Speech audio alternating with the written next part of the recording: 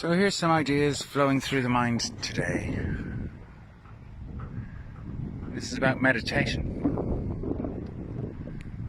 And the word meditation has got medi, which is center, which is middle. So meditation is really centering. Being in the center.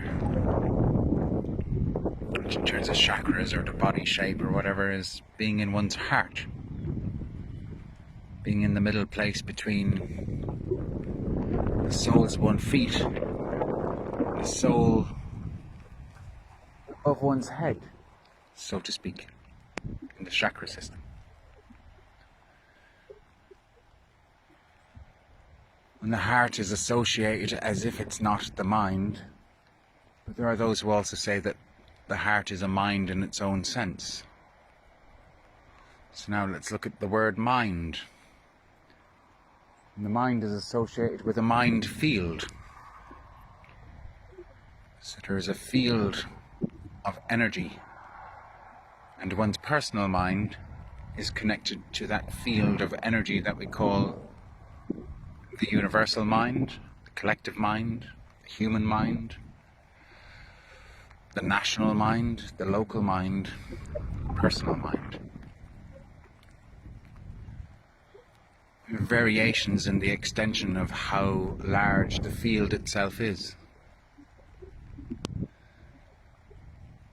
And yet, there's an understanding that the heart has a field.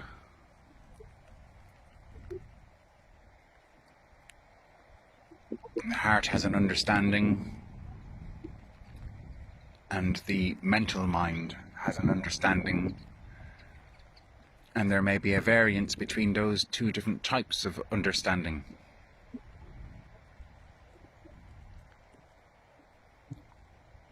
The shapes within the fields. In essence, common law would have it hold that the heart is open, the heart allows all, the heart is all-encompassing, whereas the mental field differentiates, judges, measures. Everything that has the word ment at the end of it, like judgment, compartment. Ment comes from Latin, and it's the Latin word for mind.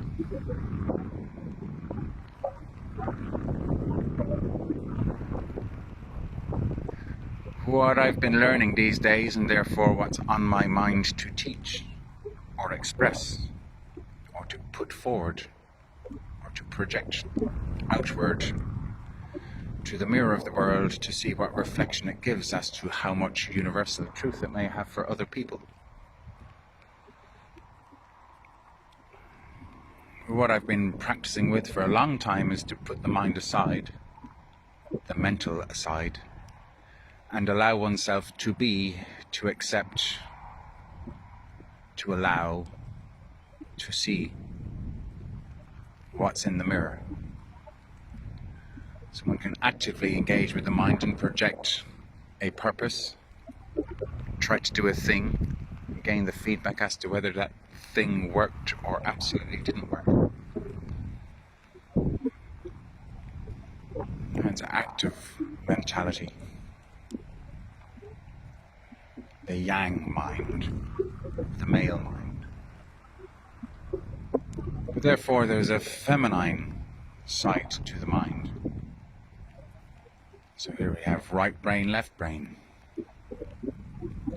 The feminine side to the mind is receptive, a mind that's in stillness.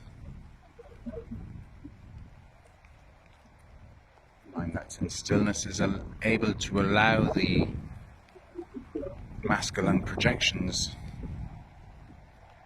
to become less stiff, less phallic, less tower-like, to allow ideas to crumble, to see what would happen if one didn't have to do all the things that one thinks in a masculine way that one has to do.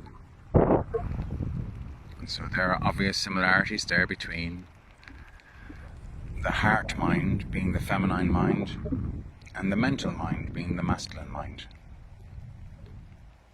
There are different shapes, One is projecting outwards, the other one is allowing inwards. So the whole male-female thing, which seems to be very up for everybody these days.